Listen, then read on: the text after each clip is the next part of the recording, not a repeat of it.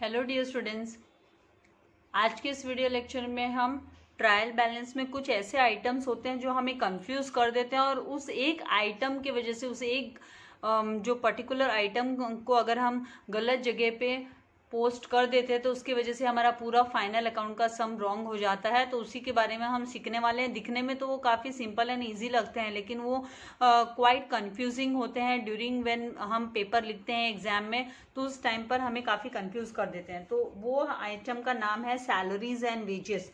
तो जब आप लोगों को क्वेश्चन में जैसे आप लोगों ने सीखा है कि जो सैलरीज एंड वेजेस होते हैं, सैलरीज है, मान लीजिए सेपरेट सैलरीज है, तो सेपरेट सैलरीज अगर आपको ट्रायल बैलेंस में 10,000 दी है तो आपको कोई टेंशन वाली बात नहीं है। आपने उसको उठाकर उसको डायरेक्टली आपने प्रॉफिट एंड लॉस अकाउंट में 2 सैलरीज लिख दिया, आपका टेंशन खत्म हो गया, कोई फिक्र नहीं है क्योंकि सिंगल सैलरीज था। तो आपको कंफ्यूजन नहीं हुआ कि भाई profit and loss he office से रिलेटेड होता है, इसीलिए आपने प्रॉफिट एंड लॉस अकाउंट में लिख दिया।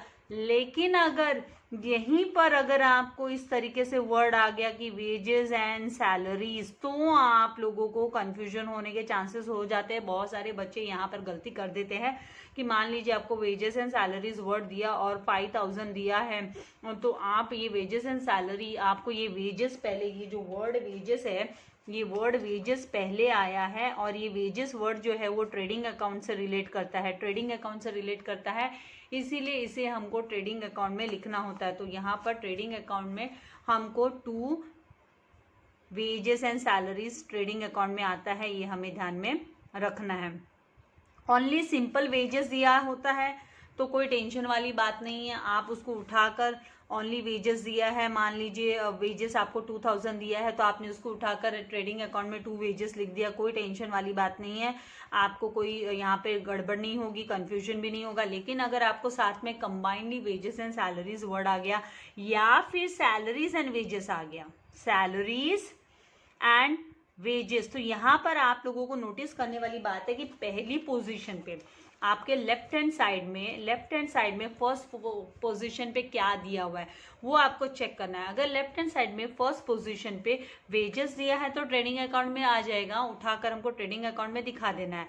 लेकिन अगर वेजेस के बदले अगर पहले सैलरीज दिया है तो ये सैलरीज जो है वो रिलेट करता है प्रॉफिट एंड लॉस अकाउंट में। तो पहले अगर सैलरीज वर्ड दिया है, लेफ्ट हैंड साइड से हम रीडिंग जो है हमारी लेफ्ट हैंड साइड से करते हैं, तो फिर इस केस में ये जो है सैलरीज एंड वेजेस ये प्रॉफिट एंड लॉस अकाउंट के अंडर में आने वाला है। ये आप लोगों को तुरंत क्लिक हो जाना चाहिए। 2 सैलरीज एंड वेजेस जो होता है वो सैलरीज एंड वेजेस ये प्रॉफिट एंड लॉस अकाउंट के डेबिट साइड में हमको लिखना होता है। एक और चीज़ है कि ये सैलरीज एंड वेजेस को लेकर जो काफ़ी बच्चे कंफ्यूज हो जाते हैं कि करना क्या है। मान लीजिए आपको यही क्वेश्चन में इस तरीके से आपको ट्रायल बैलेंस में दे दिया जाए कि सैलरीज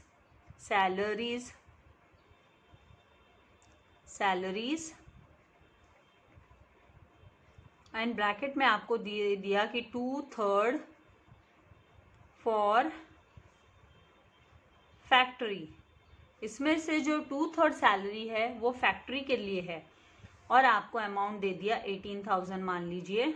तो इस केस में आप क्या करोगे, जब अगर आपको ट्रायल बैलेंस में सैलरीज देकर और ब्रैकेट में लिख दिया 2/3 फॉर फैक्ट्री, 2/3 फैक्ट्री के लिए, तो फिर इसका मतलब आपको वर्किंग नोट में इसका बाइफर्केशन करना होगा कि भी वर्किंग नोट में आप कैलकुलेशन करोगे कि सैलरीज 2/3 जो है वो है फैक्ट्री के लिए, तो मतलब बचा हुआ जो 1/3 होगा, 2/3 मतलब 3 पार्ट्स, थर्ड मतलब 3 इक्वल पार्ट्स होंगे और 3 इक्वल पार्ट्स में से 2 पार्ट है वो फैक्ट्री से रिलेटेड हो गए, तो 1/3 जो पार्ट होगा, 1/3 पार्ट होगा वो ऑफिस रिलेटेड होगा। ये आपको अपने आप से अंडरस्टूड करना है। ऐसे तो जनरली हम ओनली सैलरी वर्ड को देखकर सैलरी वर्ड हम देखते ही हम सैलरी वर्ड को प्रॉफिट एंड लॉस अकाउंट के अंडर में लिख देते हैं, हमें कोई टेंशन नहीं आता है। लेकिन अगर इसके साथ में आपको इन्फॉर्मेशन दी है कि 2/3 फॉर फैक्ट्री या फिर 1/3 फॉर ऑफिस या 2/3 फॉर ऑफिस, तो फिर आपको उसका बाइफर्केशन करना है कि भाई यहाँ पर फैक्ट्री वर्ड कर आपको क्लैरिटी दे दी कि ये जो है ना डायरेक्ट एक्सपेंसेस हो गया, फैक्ट्री से रिलेटेड मतलब डायरेक्ट एक्सपेंसेस, और डायरेक्ट एक्सपेंसेस होना मतलब आपको ट्रेडिंग अकाउंट में लिखना होता है, तो वो ट्रेडिंग अकाउंट में आ जाता है। 2/3 अगर आपको इस तरीके से दे दिया या 1/3 बोल दिया, और बाकी का जो ऑफिस से रिलेटेड है तो वो आपका प्रॉफिट एंड लॉस अकाउंट के डेबिट साइड में आ जाता है। तो यहाँ पर हमें 18,000 दिया है सैलरीज, 2/3 फॉर फैक्ट्री बोला है, तो मतलब 18,000 में का 2/3 हम कैलकुलेट करेंगे तो 18,000 में से सैलरीज दिया है 2/3 फॉर फैक्ट्री,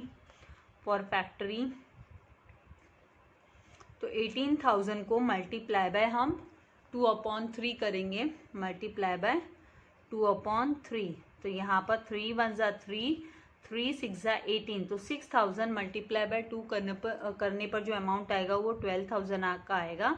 तो ये जो 12,000 है ये ट्रेडिंग अकाउंट में चला जाएगा, इसे हमें ट्रेडिंग अकाउंट में दिखाना है।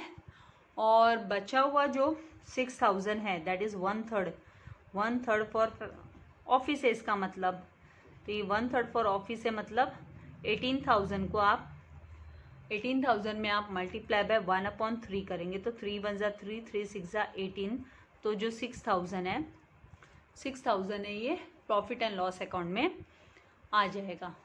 तो इसे आपको प्रॉफिट एंड लॉस अकाउंट में लिखना होता है डेबिट साइड में। तो मतलब 6,000 हम इस केस में हम लिखेंगे यहाँ पर ट्रेडिंग अकाउंट में 2 salaries,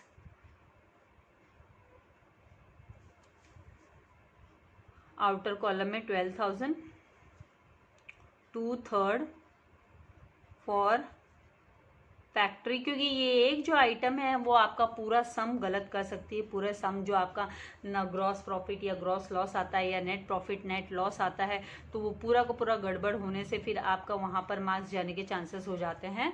and profit and loss account में इसे हम लिखेंगे 2 सैलरीज, 1/3 फॉर ऑफिस।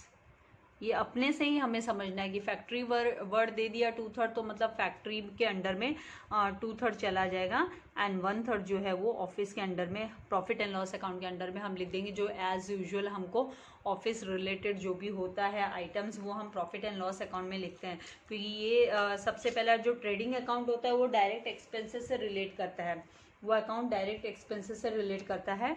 एंड जो प्रॉफिट एंड लॉस अकाउंट होता है वो ऑफिस रिलेटेड इनडायरेक्ट एक्सपेंसेस से रिलेट करता है।